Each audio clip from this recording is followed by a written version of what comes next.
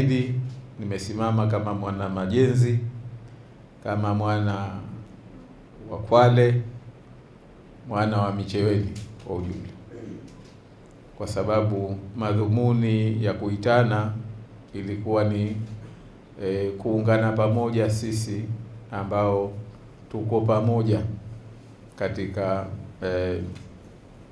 mtaa huu, katika shehia hii, katika wilaya hii. Tumshukuru kwa ujumla Mwenyezi Mungu kwa kutupa fadhila hii ya mwezi huu mtukufu wa Ramadhani. Kwa hakika ni ukumbusho mkubwa, kwa hakika ni darasa kubwa sana.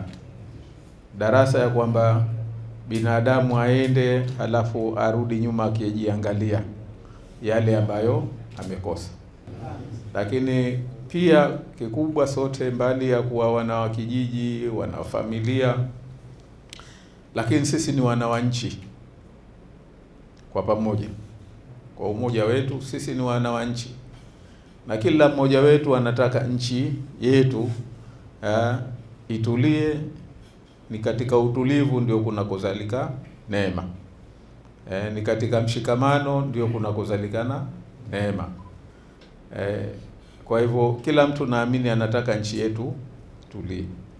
Basi tuombe na tuiombe katika hasa mwezi mtukufu wa Ramadhani, kwa sababu itakuwa ni Ramadhani ya mwisho kabla hatujaingia kwenye uchaguzi mkuu unaokuja unaotukabili. Basi tuombe kwamba wale waliokuwa bado ibilisi kawashika, ya kwamba wao katika nchi wanaona kwamba muhimu kupata, wao katika nchi wanaona kwamba walikuwa na jadi, ni lazima wawe wao, lazima apate yeye mtu. Basi Mwenyezi Mungu amjalie, amnyooshe, kwamba Mwenyezi Mungu ndiye anayeweka, Mwenyezi Mungu ndiye anayeondoa. Lakini kikubwa zaidi ni kwamba ni kukumbuka kwamba hili ni jambo la watu, wapate fursa watu waamue, jamani, mwenzetu huyu anatufaa, huyu hatufai. Isiwe sababu, maana uchaguzi ni jambo la kutengeneza, mkapanga safu tena wengine ili mpate kwenda mbele kwa vipimo vyenu nyinyi waliokuwa ni wana wa nchi. Kwa hivyo, lakini wapo wenzetu hawajafahamu hilo. Wenzetu wengine bado hilo linawapa shida kulifahamu. Kwa hivyo inshallah tuombe katika mwezi huu mtukufu wa Ramadhani, kwa baraka za mwezi huu, kwa fadhila nyingi alizoziteremsha mwezi huu katika mwezi huu, na kwa sababu katika mwezi huu dua nyingi hupokelewa.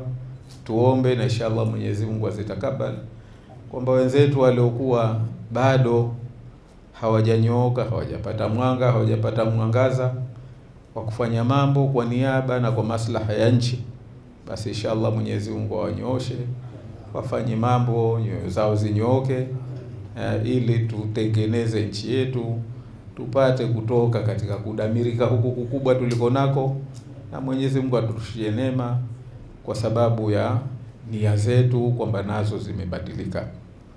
Kwa hiyo baada ya kusema hayo, inshallah mimi niwatakie saumu njema, niwatakie inshallah, na sina hakika kama tutaonana kabla ya, lakini tuumalize vyema mwezi mtukufu wa Ramadhani, na Mwenyezi Mungu atakabali dua zetu, atakabali amali zetu, na atakabali pia atunyooshe na nia zetu, na atupe yale ambayo yamo katika dhamira zetu yaliokuwa ni mema kwa ujumla.